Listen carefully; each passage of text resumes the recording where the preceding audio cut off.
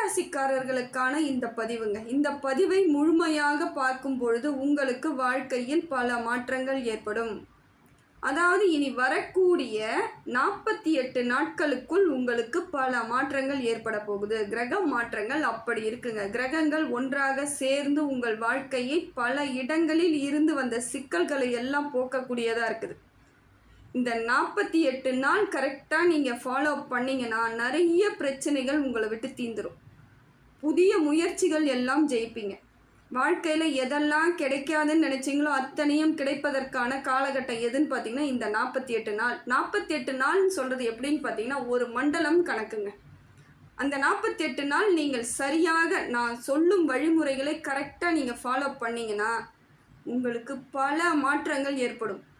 இது உங்களுக்கு ஒரு மாதிரியான புதிய அனுபவங்களையும் தரக்கூடிய காலகட்டமாக இருக்குங்க. எவ்வளோ பிரச்சனை, எவ்வளோ கஷ்டம், அதுலேயே ஓண்டுட்டு இருந்த உங்களுக்கு இப்போ அதில் இருந்து வெளிவரும்பொழுது ஒரு புதிய மாற்றம் ஏற்படும்.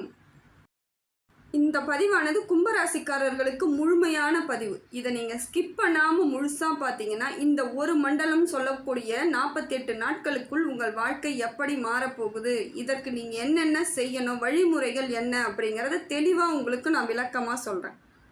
கும்பராசிக்காரர்களுக்கு பல பிரச்சனைகள், பல கஷ்டங்களை நீங்கள் அனுபவித்து வந்தாலும் எந்த இடத்தில் விழுந்து துன்பப்பட்டீர்களோ அதே இடத்தில் நிமிர்ந்து நிற்பதற்கான காலகட்டம் இது. எத்தனையோ இடத்துல நாமளும் இவங்க முன்னாடி ஜெயிச்சிடணும் அப்படிங்கிற எண்ணத்தோட பல நாட்கள் நீங்கள் போராடி இருப்பீங்க. இதுக்காகவே பல பேர் போராட்டங்களோடு வாழ்ந்தவங்க கும்பராசி தாங்க.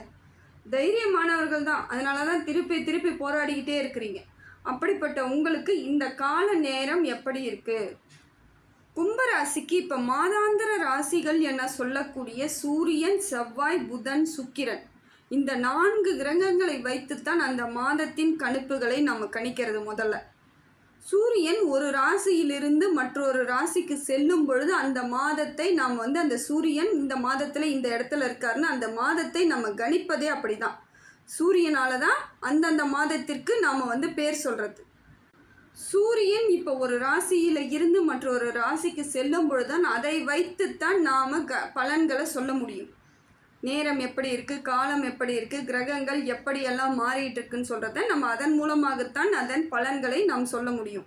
இப்போ பார்த்தீங்கன்னா இந்த ஆனி மாதத்தில் உங்களுக்கு எப்படி கிரகங்கள் இருக்குன்னு பார்த்தீங்கன்னாக்கா, ஆனி மாதத்தில் மேஷ ராசியில் சுக்கிரனும், மிதுனத்தில் சூரியன், குரு, புதன் 3 கிரகங்கள் ஒன்றாக சேர்ந்து இருக்குதுங்க. அதில் சிம்மத்தில் செவ்வாயும் கேதுவும் சேர்ந்திருக்காங்க. கும்பத்தில் சனியும் ராகுவும் சேர்ந்திருக்காங்க. இந்த மாதிரியான அமைப்பில் தான் இந்த மாதம் இருக்குது. மிதுனத்தில் 3 கிரகங்கள் ஒன்றாக சேர்ந்து இருப்பது இன்னும் பலம் மிக்கதாக இருக்குதுங்க.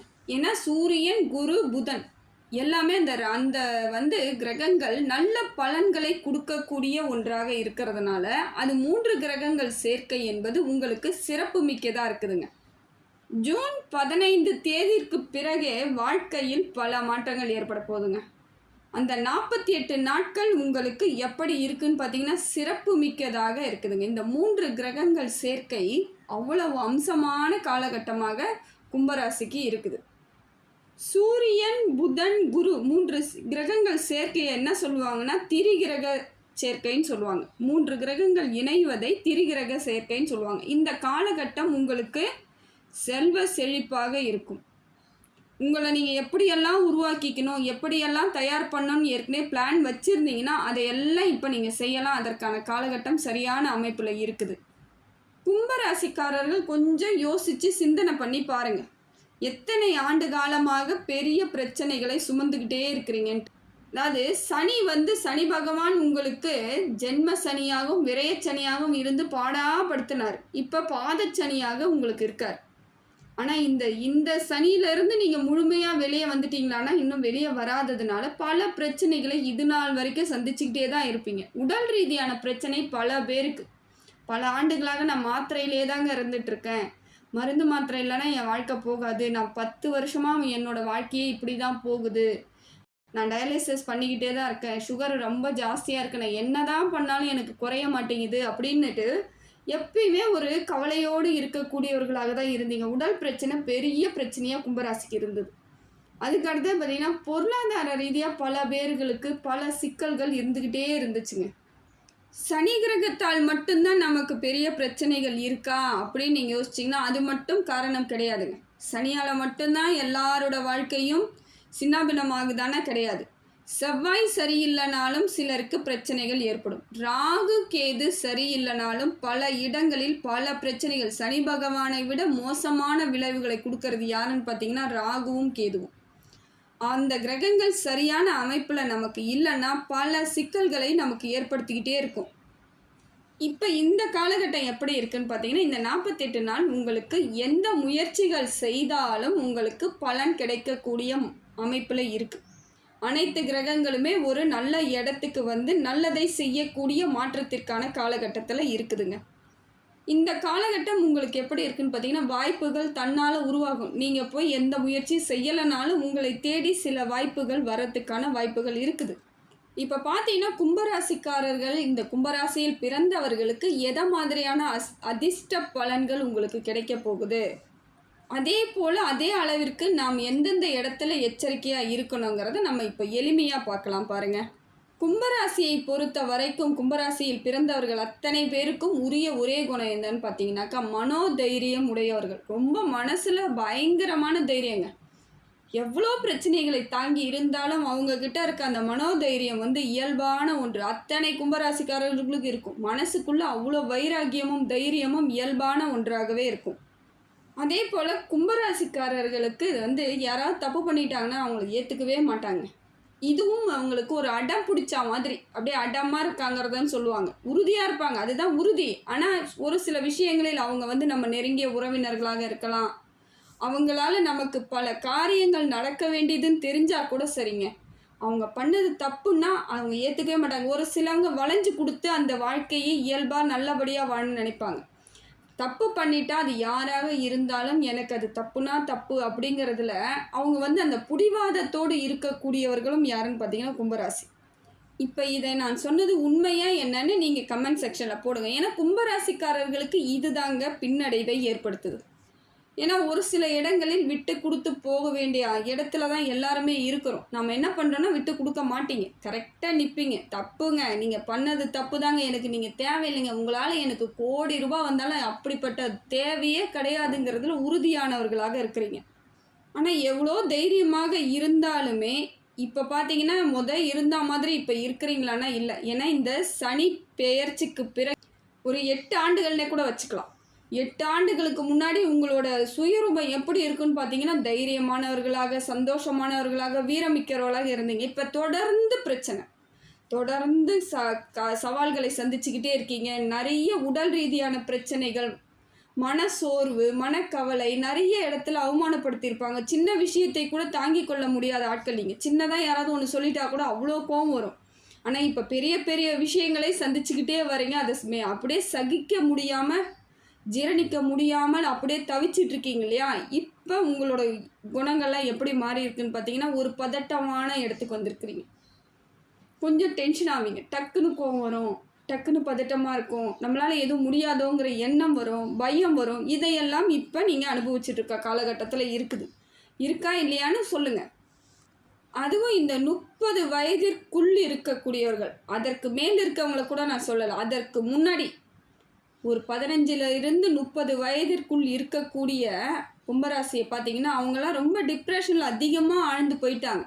ஏன்னா அவங்க இந்த வாழ்க்கையை சந்தோஷமாக வாழ வேண்டிய காலகட்டம். ஆனால் அவங்களுக்கு நடந்தது எல்லாமே கசப்புகளும் கஷ்டங்களுமாகவே இருக்கும் பொழுது அவங்களுக்கு இதை எப்படி வெளியே வர்றது, எப்படி ஹேண்டில் பண்ணுறதுனே தெரியாமல் பல கும்பராசிக்காரர்கள், அந்த இளம் வயது கும்பராசிக்காரர்கள் சிக்கி தவிக்கிறாங்க. நிறைய பேர் நிறைய இடத்துல தன்னை மீறி சில இடங்களில் அழுக கூட செஞ்சுருப்பாங்க. அதுவும் இந்த பெண் கும்பராசிக்காரர்களால் ஒன்றுமே பண்ண முடியாமல் தவிச்சு நின்றவங்களாம் இருப்பாங்க. ஏன்னா இந்த 30 வயதுன்றது இந்த மாதிரி இந்த 2ஆம் கட்டம் வயசுன்னு சொல்லுவாங்க. ஒன்று புரியவும் இருக்காமல் இருக்கும், இல்லை புரியாத மாதிரியும் இருக்கும், நம்மளால் முடியும்னு தோணும், சில சமயம் முடியாதுன்னு தோணும். அந்த மாதிரியான வயது காலகட்டத்தில் நீங்கள் இருக்கும் பொழுது நிறைய பிரச்சனை, திருப்பி திருப்பி நம்மளுக்கு ரொட்டீனாக பிரச்சனை, நம்மளை தேவையில்லாத சங்கடங்கள், நம்மளை பற்றி தவறான தகவலை பரப்புறது, நம்மக்கிட்ட நம்ம எதாவது சாதாரணமாக பேசினாலும் அதை வச்சு பிரச்சனை பண்ணுறதுன்னும் பொழுது சமாளிக்க முடியாமல் சிக்கி தவித்தவர்கள் நிறைய கும்பராசிக்காரர்கள். இதனாலேயே பல இடங்களில் சங்கடங்கள், கோபங்கள் வந்திருக்கும். நிறைய இடத்துல நிறைய தேவையில்லாமல் கோவம் வரும் உங்களுக்கு. டக்குன்னு யாரோ எந்த இடத்துல கோவத்தை காமிக்கிறதுன்னு தெரியாமல் சில இடங்களில் தேவையில்லாத இடங்கள்லாம் கோவத்தை காமிச்சிருப்பீங்க. நல்லா யோசிச்சு பாருங்க. இதனால் பல இழப்புகள் கூட உங்களுக்கு ஏற்பட்டிருக்கலாம். உங்களுக்கு வர வேண்டியது அத்தனையும் கூட போயிருக்கலாம். நிறைய சந்திச்சுட்டு ரொம்ப கஷ்டப்பட்டுட்டு சரி இப்போ என்ன தான் நடக்குதோ நடக்கட்டும்னு மறுபடியும் ஒரு தைரியத்துக்கு வருவீங்க. ஆனால் அதற்குள் நீங்கள் பல இடங்களில் பலதை நீங்கள் இழக்கிற மாதிரியான அமைப்பு ஏற்பட்டிருக்கும். ஆனால் இப்போ வரக்கூடிய காலகட்டத்தில் இந்த மாதிரியான எண்ணங்கள் ஏற்படக்கூடாது. கோபம் வரக்கூடாது. முதல்ல அந்த கோபத்தை குறைச்சி தாங்க ஆகணும். கோபம் வரக்கூடாதுன்னா முதல்ல என்ன பண்ணணும்னா டென்ஷன் ஆகிறத நிறுத்தணும். தேவையில்லாமல் உங்களுக்கு வரக்கூடிய சங்கடங்கள், ஏற்கனவே நடந்த பிரச்சனையை நினச்சி வருத்தப்படுறதை முதல்ல நிறுத்துங்க. யாரெல்லாம் உங்களை என்னெல்லாம் பேசியிருக்காங்களோ பேசிட்டு போகட்டும்னு விடுங்க. ஏன்னா எல்லாருமே பேச தான் செய்வாங்க. அதை நம்ம ஒன்றுமே பண்ண முடியாதுங்க. அவங்க முன்னாடி வாழ்ந்து காமித்தால் மட்டுமே தாங்க அதை சரி பண்ணதாக அர்த்தம். நீ என்னை பேசிட்ட அப்படின்னு சண்டை போட்டுட்டாலும் அங்கே சரியாகவே ஆகாது. அது உங்களுக்கு வேணால் கொஞ்சம் திருப்தியாக இருக்கிற மாதிரி இருக்கிறதுனால தான் போய் அப்பப்போ சண்டை போடுறீங்க. ஆனால் உண்மை அது கிடையாது. நீங்கள் அவங்க முன்னாடியெல்லாம் ஜெயிச்சு நல்ல ஒரு எந்த இடத்துல கஷ்டப்படுறீங்களோ அந்த இடத்துல நிமிர்ந்து நின்று நல்ல வெற்றி அடைஞ்சிட்டிங்கன்னா அவங்கெல்லாம் தேடி உங்களை வாழ்த்திட்டு போவாங்க, புகழ்ந்துட்டு போவாங்க. இதுதாங்க உலக வாயின்றது. இந்த வாய் தான் எல்லாருக்கும் மாற்றி மாற்றி பேசக்கூடிய வாய். நாக்கு அப்படி தான் ஆண்டவன் படைச்சிருக்கான். அதனால் இப்போ பேசுகிறாங்களா பேசட்டும், அதுக்கு இடம் கொடுக்காதீங்க. டென்ஷன் ஆகாதீங்க, கோவப்படாதீங்க. இந்த கோவத்தை இந்த 48 நாட்களுக்குள்ளே நீங்கள் குறைச்சித்தான் ஆகணும். அது உங்களோட முடிவு. அதாவது உறுதியாக இருக்கணும். இதில் உறுதியாக இருந்தீங்கனாலே நீங்கள் வாழ்க்கையில் இனி ஜெயிக்க போகிறீங்கன்னு அர்த்தம். நான் சொல்கிறது இப்போ உங்களுக்கு யார் யாருக்கெல்லாம் புரிஞ்சு இந்த முடிவை எடுத்துக்க நான் ரெடியாக இருக்கேன்னு நினைக்கிறீங்களோ நீங்கள் ஜெயிக்க ஆரம்பிச்சிட்டிங்கன்னு அர்த்தம். அதே போல் கும்பராசிக்காரருடன் இருக்கக்கூடிய குடும்ப உறுப்பினர்கள், குடும்ப நண்பர்களோ உறவினர்களையோ நான் சொல்லலை, குடும்பத்துக்குள்ளே இருக்கிறவங்களே உங்களால் நிறைய டிப்ரெஷனுக்கு மற்றவங்களும் போயிருப்பாங்க. அது கணவனாக இருந்தால் மனைவி போயிருப்பாங்க, மனைவியாக இருந்தால் கணவன் போயிருப்பாங்க, தாய் தகப்பன், மாமனார் மாமியார், குழந்தைகள், ஏதோ ஒரு விதத்தில் உங்களால் கண்டிப்பாக பாதிப்புகள் அடைஞ்சிருப்பாங்க. நல்லா யோசிச்சு பாருங்கள். சரியான இது பதிலாக இருந்தால் ஆமான்னு சொல்லிட்டு எனக்கு ஒரு கமெண்ட்டில் போடுங்க. ஏன்னா இதுதான் நடந்திருக்கு. உங்களால் உங்கள் குடும்பத்தில் இருக்கிறவங்க உங்களை தாங்கிக்கிட்டு இருந்தவங்களே நிறைய சங்கடங்களை அனுபவிச்சிட்டாங்க. ஏன்னா வேறு எங்கேயும் உங்களால் கோபத்தை காமிக்க முடியாமல் திருப்பி திருப்பி அந்த குடும்பத்திலேயே காமிச்சவங்க தான் பல பேர். குடும்பத்தின் மீது அதீத அன்பு வச்சுருக்கவங்க யாருன்னு பார்த்தாலும் நீங்கள் தான். எல்லாருக்கும் தூக்கி கொடுத்தவங்க யாருன்னு பார்த்தா நீங்கள் தான். நிறைய விஷயங்களை விட்டு கொடுத்தவங்க யாருன்னு பார்த்தா நீங்கள் தான். ஆனால் இப்போ இந்த சூழ்நிலையில் அப்படியே மாறி நிற்கிறீங்க. ஃபஸ்ட்டு அதை நீங்கள் நிறுத்தி தாங்க ஆகணும். இந்த 48 நாளுக்குள்ளே நீங்கள் உங்கள் கோபத்தை முடிந்த வரைக்கும் விட்டுடணும். ரெண்டாவது, குடும்பத்தாரிடம் அனுசரணையாக நடக்கணும். நான் செய்கிறது தான் சரி, எனக்கு தான் எல்லாம் தெரியும்னு நீங்கள் அந்த இடத்துல சொல்லவே கூடாது. எல்லாருக்கும் எல்லாம் தெரியும், நீங்கள் சொன்னாலும் நான் கேட்பேங்கிற இடத்துக்கு நீங்கள் வரணும். உங்களை நீங்கள் தன்மையாக மாற்றிக்கணும். தனிமையாக மாற்றிக்க சொல்லலை, தன்மையாக மாற்றிக்கணும். ஏன்னா இவ்வளோ நாளாக நீங்கள் தனிமையாகவே ஆயிட்டீங்க. நிறைய இடத்துல நீங்கள் தனிமைப்படுத்தப்பட்டு போயிட்டீங்க. குடும்பத்திலேயா இருக்கலாம், உறவினர்கள்கிட்ட, நண்பர்கள்கிட்ட, எல்லாரிடமும் நீங்கள் தனிமையாக போயிட்டீங்க. இப்போ பார்த்தீங்கன்னா நீங்கள் தன்மையாக மாறும் பொழுது உங்கள் குடும்பம் உங்களை அரவணைக்கும் பொழுது பல இடங்களில் தன்னால் வெற்றி தேடி வருங்க. இதுதான் உறுதியான உண்மை. அதுக்கு நீங்கள் இந்த முயற்சியை ஃபுல்லாக எடுத்து தான் ஆகணும். ரொம்ப நிதானமாக இருக்கணும். எல்லார்கிட்டையும் அன்பாக பேசுங்க. 1000 பிரச்சனை இருக்கட்டும், அதை அப்படியே தூக்கி வெளியே போட்டுட்டு வரக்கூடிய காலங்களை மட்டும் பார்த்தீங்கன்னா இந்த காலம் உங்களுக்கு சிறப்பான காலம். அப்படி இருக்கும் பொழுது இந்த குடும்பத்தில் நீங்கள் சந்தோஷமாக இருந்து அவங்கக்கிட்ட இருந்து பலனை பெறணும்னா சில விஷயங்களை நீங்கள் அமைதியாக ஏற்றுக்கிட்டு தான் ஆகணும். உங்களுக்கு இப்போ அமைதி ரொம்ப முக்கியமான காலகட்டம் இதுதாங்க. இல்லைங்க என்னால் கோவத்தெல்லாம் விட முடியாது, நான் இப்படியே தான் இருப்பேன், நான் இதே மாதிரி தான் இருப்பேன்னு நீங்கள் சொன்னீங்கன்னா உங்களுக்கு இந்த மாதிரியான நேரங்கள் வருவதற்கு மறுபடியும் பல ஆண்டுகள் ஆகலாம். அது வரைக்கும் இதே மாதிரி டென்ஷன், கோவம் அப்படியே போயிட்டுருக்கும். இப்போ இந்த காலகட்டத்தை நீங்கள் பயன்படுத்திக்கிட்டிங்கன்னா இப்போயே எல்லாம் முடிஞ்சிடும். இனி வரக்கூடிய காலங்கள் எல்லாம் சந்தோஷமாக இருக்கலாம். ஏன்னா ஒரு கிரகங்கள் ஒன்றாக சேர்வது என்பது 30 ஆண்டுகளுக்கு ஒரு முறை நடக்கும். அது இப்போ நடக்கும் பொழுது உங்களுக்கு நல்ல மாற்றத்தை ஏற்படுத்தி கொடுக்கக்கூடிய காலகட்டம். அதுக்கப்புறம் பல ஆண்டுகள் கழித்து உங்களுக்கு வரக்கூடியதை வைத்தெல்லாம் பண்ணிகிட்டு இருக்கணும்னு அவசியம் இல்லை. இப்போ என்ன கிடைக்குது நமக்கு, இங்கே என்ன நடக்க போகுதோ அதை வைத்து நீங்கள் இப்போ சரி பண்ணிக்கக்கூடிய காலகட்டத்தில் இருக்கிறீங்க. அதே போல் ராகு உங்கள் ராசியிலேயே இருக்கிறதுனால பல எண்ணங்கள் மாறுபாடு ஏற்படுங்க. ஏன்னா இவ்வளோ நாளாக நிறைய பிரச்சனைகள், தாழ்வு மனப்பான்மையெல்லாம் கூட ஒரு சில கும்பராசிக்கு வந்துருச்சு. நிறைய பேருக்கு தாழ்வு மனப்பான்மை வந்துருச்சு. நம்மளால எதுவுமே பண்ண முடியாது, நம்மளுக்கு எதுவுமே கையாலாகாத ஆள் நம்ம அப்படிங்கிற எண்ணம் நிறைய பேருக்கு உள்ள ஊறிடுச்சு. நம்மளாம் வேஸ்ட்டு அப்படிங்கிற இடத்துக்குலாம் வந்தீங்க. ஆனால் இப்போ அப்படி கிடையாது. ராகு பகவான் உங்களுக்கு உறுதியான மாற்றத்தை ஏற்படுத்தி கொடுப்பார், மனசுக்குள்ளே ஒரு தெம்பை கொடுப்பார். அதனால் இப்போ நீங்கள் எண்ணத்தெல்லாம் மாற்றிக்கிட்டு தான் ஆகணும். இப்போ உங்களை பற்றின நினைப்புகளை நீங்கள் உயர்வாக வச்சுக்கணும். முதல்ல எனக்கு எல்லாம் முடியும், என்னால் முடியுங்கிறத இப்போ ராகு பகவான் உங்களுக்கு கொடுக்கும் பொழுது அதை ஏற்றுக்கணும். நீங்கள் அது எல்லாம் உங்களால் முடியும் தான் அவர் உங்கள் ராசியில் அவர் உட்கார்ந்துருக்கார். அப்போ பல பிரச்சனைகள் உங்களை விட்டு தீரப்போகுது. ராகு பகவான் கொடுக்குறாருன்னா நிறைய விஷயங்கள் நன்மையாக தாங்க கொடுப்பார். ஏன்னா ராகுவால் பணக்கார யோகம் யாருக்காவது வருதுன்னா அவங்க ராசியில் இருக்கும் பொழுது வரும். அதனால் இப்போ நீங்கள் அதை சரியாக பயன்படுத்திக்க வேண்டிய இடம் இது. இப்போ பொருளாதார மாற்றம்லாம் பல மடங்கு ஏற்படும் பாருங்கள். இருந்தாலும் இந்த 7.5 சனி நடக்கும் பொழுது உங்களுக்கு பல இடங்களில் வாழ்க்கையை நீங்கள் வெறுத்து போயிருப்பீங்க, வெக்ஸ் ஆகிருப்பீங்க. இது என் வாழ்க்கையே இல்லை, இது என்னோடய வாழ்க்கை, நான் வாழணும்னு நினச்சதே இல்லைன்னு நினச்சி ரொம்ப கவலைப்படுவீங்க, கவலைப்பட்டிருப்பீங்க. அதே போல் இந்த 7.5 சனி நடக்கும் பொழுது சிலர் என்ன பண்ணியிருப்பாங்க, அவங்கள ஏமாற்றிருப்பாங்க. நிறைய இடங்களில் ஏமாற்றப்பட்டிருப்பீங்க, நம்பிக்கை துரோகத்தை முழுசாக பார்த்துருப்பீங்க. கூட இருந்தவங்களே உங்களை ஏதோ ஒரு விதத்தில் உங்களை கஷ்டப்படுத்தியிருப்பாங்க. இதனால் உங்களால் ஏற்றுக்க முடியாமல், அக்செப்ட் பண்ணிக்க முடியாமல், அதை தாங்கிக்க முடியாமல் பல பேரிடம் நீங்கள் கோவப்பட்டிருப்பீங்க. இது எல்லாமே உங்களுக்கு நடந்திருக்கும். இதனால் நீங்கள் நிறைய இடத்துல தனிமையாகவே இருந்திருப்பீங்க. தனிமைப்படுத்தப்பட்டது போல் தனிமையை நீங்கள் உணர்ந்து ரொம்ப வருத்தப்பட்டிருப்பீங்க. ஆனால் இப்போ மாறக்கூடிய அம்சத்தில் இருக்கிறதுனால நீங்கள் என்ன பண்ணணும்னா, உங்களுக்கு என்ன சரியாக வருங்கிறத நீங்கள் முதல்ல முடிவு பண்ணணும். ஏன்னா நேர காலங்கள் சரியாகவே இருந்தாலும், கிரகங்கள் நல்ல பலனை கொடுத்தாலும், நீங்கள் எப்படி அதை சரி பண்ணிக்கிறீங்க, அதை எப்படி கையாளுறீங்கன்ற விஷயம் ரொம்ப முக்கியங்க. அதை வைத்து தான் கிரகங்களே அது வேலை செய்ய ஆரம்பிக்கும். எப்பயுமே நீங்கள் துணிச்சலான ஆட்களாக இருந்தாலும் சில இடங்களில் நீங்கள் பலகீனமானீங்க பார்த்தீங்களா, அந்த பலகீனத்தை எல்லாம் இப்போ விட்டுடணும். பலகீனமே இருக்கக்கூடாது. எவ்வளோக்கு எவ்வளோ தைரியமாக இருக்கீங்களோ அவ்வளோக்கு அவ்வளோ தைரியத்தையும் வைராகியத்தையும் வச்சுக்கணும். யாருக்கும் எந்த கெடுதலுமே பண்ணாதவங்க யாருன்னு பார்த்தா கும்பராசி தான். ஏன்னா சனி பகவான் உங்கள் ராசிநாதன். எப்பொழுதும் யாருக்கும் தேவையில்லாத சங்கடங்களை கொடுக்கவே மாட்டார். கரெக்டாக கொடுப்பார். நீ இதை பண்ண, இதை அனுபவிக்கிறன்ற மாதிரி தான் கொடுப்பார். அதே போல தாங்க நீங்களும் யாருக்கும் எந்த கஷ்டத்தையும் அவ்வளோ சீக்கிரம் கொடுக்க மாட்டீங்க. ஆனால் ஒருத்தவங்களுக்கு நீங்கள் ஏதோ ஒரு கஷ்டம் கொடுக்குறீங்க, அவங்கள திட்டுறீங்க, சண்டை போடுறீங்கன்னா அந்த அளவுக்கு அவங்க ரொம்ப மோசமானவர்களாகத்தான் இருந்திருப்பாங்க. இதுதான் உண்மை. ஆனால் இப்போ எல்லாத்தையுமே கொஞ்சம் குறைச்சிக்கணுங்க. நீங்கள் எல்லாருக்கும் போய் அட்வைஸ் பண்ணுறது, எல்லாருக்கும் போயிட்டு நியாயம் சொல்கிறது வேண்டாம். கொஞ்ச நாள் நீங்கள் அமைதியாக இருங்க. உங்களே நீங்கள் பார்த்துக்க வேண்டிய இடத்துக்கு வந்திருக்கிறீங்க. அதனால் உங்களை மட்டும்தான் இப்போ நீங்கள் யோசிக்கணும். இந்த 48 நாட்களும் உங்களை மட்டுமே நீங்கள் நினைக்கணும். நீங்கள் என்ன செய்ய போகிறீங்க அப்படிங்கிறதுல உறுதியாக இருக்கணும். முயற்சியை முழுமையாக போட்டுக்கிட்டே இருக்கணும். எந்த வேலையாக இருந்தாலும், எந்த செயலாக இருந்தாலும் முழு முயற்சியோடு செய்தீங்கன்னா இந்த காலகட்டம் உங்களுக்கு வாழ்க்கையில் பெரிய மாற்றத்தை ஏற்படுத்தி கொடுக்கும்.